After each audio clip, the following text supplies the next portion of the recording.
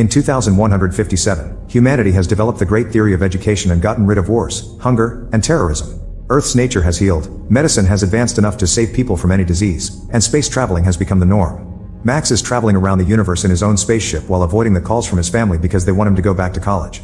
Suddenly an asteroid hits the ship and damages it severely, causing Max to plan an emergency landing. Unfortunately, the ship has become impossible to steer and crashes on the nearest planet. Max manages to get out right before it explodes, meaning he's now stuck on this strange land. He starts exploring the area and discovers signs of a bonfire, then notices a creature hiding nearby. Max tries to communicate with it, but the creature runs away when suddenly a soldier named Zeph finds them and points his gun at Max, saying something he can't understand. Max grabs from his belt a little translation device that he puts into his ear, causing the soldier to shoot at the belt to make Max lose it before arresting him and taking him to the nearest town. Max watches in shock how the town looks like a grim version of Earth, similar to what he's seen in history books. He's sent to a lab where some scientists put a helmet on his head to look into his thoughts as they interrogate him. However, they still don't believe he's an alien and it's decided he'll be transferred to a mental hospital in the capital with Soldier Guy as his escort. At that moment, every person in the area starts enthusiastically chanting the country's anthem, promising loyalty to the government. However, Zeph collapses as he has a seizure and is taken away by the authorities. On the way to the city, Max notices the awful state of the town and some huge towers every couple of miles. Guy explains that they are protection against enemies. At that moment an explosion destroys the base of a tower and makes it fall on the road, causing the debris to kill a few people while they try to run away and destroy most of the trucks. When a huge metal road pierces Max's truck, Guy gets caught under the rubble, but Max immediately rushes to pull him out with outstanding strength before they could be reached by the incoming flames. Then Max learns that rebels are trying to bring down the government, that's why they need the towers. Now they have no choice but to continue their trip on foot. As soon as they arrive in the capital, the head of the Department of Special Research Strider hears about it and asks his employee Funk to bring Max to his office. Meanwhile, Max is being kept in a dangerous facility where they put him inside a water tank to keep on looking into his mind. However, the experiments are interrupted by Funk, who uses Strider's badge to take Max away against the scientist's wishes. Meanwhile, in the government building, State Prosecutor Umnik also asks his employee to keep an eye on any news related to Max. Then Umnik notices the time and hides in his bathroom to have the seizure in private. At the same time, Funk is taking Max away in his car and finds the road blocked, so he has to find a new route. He's nervous because he's noticing the time, and at that moment, he starts having a seizure. As the authorities come to pick him up, all the locals begin chanting in favor of the government and call Max a degenerate for not chanting along. Taking advantage of the chaos, Max immediately escapes. In the government building, it's revealed that the country is ruled by a dictatorship under the power of the Unknown Fathers, who include Strike and Umnik. When one father makes a mistake, he's immediately killed by the others, showing they're ruthless even with each other. After wandering around the city for a while, Max ends up in a bar and meets the waitress Rada, quickly developing a crush on her. He also sees another customer get too handsy with her, so Max immediately calls him out for it. Furious, the man tries attacking Max with his cane, but Max moves fast and quickly disarms him, hurting his arm to scare him away. The rest of the afternoon, Max and Rada chat a lot. Max teaches her about Earth and space, and Rada is revealed to be Guy's sister. She also invites Max to stay in her home. On their way out, the customer from before blocks their way, eager for revenge. He's even brought backup, but Max is still faster and immediately dodges their sword attacks. Then the men fight him hand to hand, however their punches barely tickle Max and he beats them up in seconds. Then the rest of the gang arrives with bigger weapons, but no matter the number Max can fight them all at the same time. Suddenly a man catches his leg with some rope and then they grab his neck with a whip, yet Max just uses these weapons to drag the enemy around and finish knocking them out. In the end only the cane man is left and he throws a small sphere with blades at Max, who dodges it easily. Later at Rada's place, Guy also comes home and is shocked to see Max, but he remembers how he saved him and allows him to stay. Days start to pass and Max learns a lot about the local culture, like the fact they're playing his thoughts on TV as if it was a movie. The locals are also taught that they live inside the planet, not on its surface, and there are no other planets or stars. History says that the Unknown Fathers stopped the war against the rebels known as degenerates with the towers and saved the country. Guy is very enthusiastic about wanting to defend his home and invites Max to become a guard as well. Since Max has no ID or documents, Guy has to convince Commander Chachu to allow Max to join. First he has to go through training, so Max learns the chant and joins mission trials, during which he must run through areas on fire and shoot at signs representing degenerates. Max is an excellent shot but his companion isn't, so Max gives him a few tips to pass the test. However, later Guy scolds him privately, telling him to never do that again because their superiors demand discipline. When they're at home, Max exercises hard while Guy asks him questions about the rule book to test his memory. Sometimes they also spar. In his free time, Max hangs out with Rada and they eventually kiss. When Max is finally accepted into the army, he joins his first raid in rebel lands. The soldiers storm into the buildings with the utmost brutality, using bombs and kicking people along the way. Max is shocked to discover that the so-called rebels are just terrified normal humans and immediately drops his gun.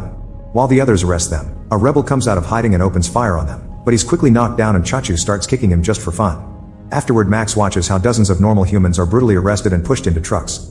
Chachu asks him why he dropped his weapon and Max explains the word degenerated made him think he would see wild beasts, not just poor citizens. Chachu begins insulting the rebels and calls them trash but does admit they feel pain like everyone. However, Max explains he doesn't feel pain at all. Later the fathers judge the rebels while flashing very hot and bright lights at them. Some prisoners deny any rebel activity, while others insult the fathers as they point out all the people they've killed. Depending on their attitude, some prisoners are sent to do daily work and others are executed. A rebel shows them the mechanical arm he had to get after the guards cut his, and the fathers punish him by putting him inside a suit filled with a gas that burns his skin. Max has to watch it all while hiding his disgust. Later he tries to tell Guy how wrong all this is, but Guy argues back and defends his government's ways. With Max being so public, Funk finally finds his location. Later in the evening, Guy and Max are called to Chachu's office, so by the time Funk gets to their place they're already gone. After what happened earlier, Chachu wants Max to prove his loyalty, so he takes him to the forest and asks him to shoot the two rebels with death sentences. Max takes the rebels away pretending he will shoot them, however he lets them go instead. Then he confronts Chachu, announcing he is quitting. Furious, Chachu opens fire on Max, ignoring Guy's pleas for mercy. Afterward Chachu drags Guy back to the capital, leaving Max's dead body in the forest. In the meantime, the fathers are discussing tactics to finally put an end to the rebels' attacks. However, Umnik points out this would be a great moment to put together all their guards into a huge army, implying he wants more war.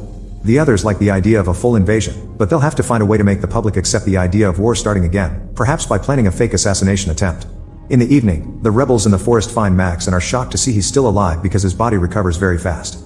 Max explains Earth's health technology and points out his people don't know the meaning of fatal wound. He can only be stopped by a shot directly to the head. In return, the rebels explain that the fathers are dictators who took power by force and the towers aren't for defense, they actually send out waves to brainwash people. That's why they always go through a patriotic frenzy at the same time twice a day. Some people are immune to these waves and have seizures instead, but the government's propaganda has marked them as degenerates so they can hunt them down. At that moment the towers send their waves, so the rebels put a stick in their mouths to avoid choking while they have a seizure. In the city, Umnik does the same thing in private. Thanks to his earthling body, Max doesn't suffer pain at all, so he helps the rebels go through it. Afterward, Max and the rebels cut down a fence to cross into tower territory. As the rebels open fire on the soldiers and the alarm is raised, Max runs through the facility without fearing incoming bullets and knocks down any soldier who dares to get in his way with his bare hands. A few rebels are killed and others try to hide behind walls to continue to shoot the enemy to the very end. Max manages to get under the tower and installs a bunch of bombs before running out, tossing a rope through the hooks on each rebel's clothes to drag them out with him regardless if they're alive or not. Thanks to Max's strength, the group manages to escape to the forest right before the tower is brought down by the explosion. Unfortunately, another rebel dies from his injuries, leaving Max and one man as the only survivors.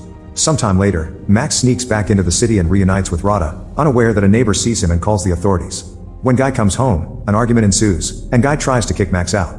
At that moment the authorities arrive, so Max immediately runs out to keep the siblings out of danger and starts beating up the soldiers waiting outside. He's quick and efficient, but unfortunately Chachu takes Rada hostage and Max has no choice but to surrender. Afterward Max is thrown in jail with a bunch of prisoners, including Zeph and the guy with the metal arm. Meanwhile Strike visits Umnik, who makes him sit on a chair so narrow that makes guests uncomfortable on purpose as subtle torture. Since Umnik is in charge of the re-education program, Strike wants him to release Max so he can study him, and they discuss a deal. However, after Strike leaves, Umnik sees Max's profile and learns he doesn't have seizures. Wanting that power for himself, Umnik orders his employee to kidnap Max and make it look like he mysteriously disappeared, and also to send Strike a message saying Max unfortunately died in action. In the morning, the prisoners are sent to the forest to clean, meaning they must pick up every weapon left by the war. Max's group suddenly sees a bunch of defense robots and immediately drops to the ground as the robots open fire, shooting in circles with no signs of stopping. The prisoners wait for the right moment to fire back, and one by one they bring down the robots until they're all destroyed. Then the group continues to search the area, and Zeph teaches Max about the creature he saw when he arrived. He says they're dangerous mutated humans and should be killed on sight or they'll be killed first. After wandering for a while, Zeph suddenly falls into a hidden hole, so Max jumps in to help him. They discover a series of underground tunnels and start walking through them until they find an old abandoned facility. After noticing a beast sneaking around in the shadows, they turn on the power and find some old equipment. While they get distracted looking into some lenses that show them the desert, the beast uses the chance to run out, and Max tells Zeph not to shoot it. As the duo is horrified to notice human bones on the ground, the beast damages the equipment to cut the power before attacking. The beast manages to get Zeph in a very strong hold, ready to bite him off, however Max is strong enough to fight it with his bare hands. After lots of struggle, he knocks the beast down, saving Zeph just in time. Later while Zeph is sleeping, Max takes off the ropes and lets the beast run away. Zeph scolds him for it, but Max explains these beings aren't animals. The next morning, Max and Zeph reunite with Metal Arm Guy and continue to search the area. Among the trees they find a small red tank stuck in a bunch of vines, and when they try to come closer, they're attacked by a black tank that moves freely. The group runs to hide behind the trees and tries to open fire, but their shots don't do anything to the tanks. Thankfully Max gets an idea. He shoots at the red tank to make it react, and when it tries to shoot back, it ends up bringing down the black tank instead. Then Max sneaks under it and appears behind to climb inside, cutting the wires to make it stop. After sharing a meal with the others, Max announces he's escaping. There are security measures at the borders to stop the prisoners from running away, but Max gets inside the tank and drives it to the south as hidden mines explode around him without causing any damage. When Umnik learns Max escaped, he throws a tantrum in his office. Eventually Max finds a few soldiers guarding the road and is disgusted to see executed rebels nearby. He tries to stay hidden inside the tank, but rules dictate every vehicle must be searched. Max smiles when he sees the soldier jumping on the tank as Guy and immediately drags him inside before pressing forward, destroying the gate and ignoring the other soldiers opening fire because they can't damage the tank. As they cross unknown lands, Guy is furious because they may be executed for this and tries to escape, but Max keeps him in the tank and promises him a much better life.